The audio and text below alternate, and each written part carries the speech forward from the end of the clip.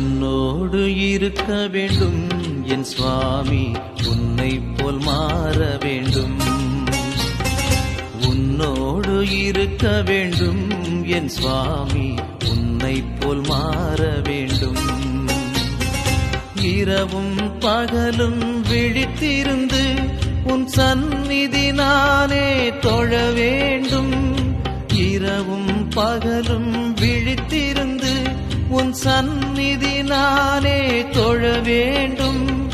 நான் உந்தன் கண்ணில் பட வேண்டும், நான் உந்தன் அருளை பெற வேண்டும்.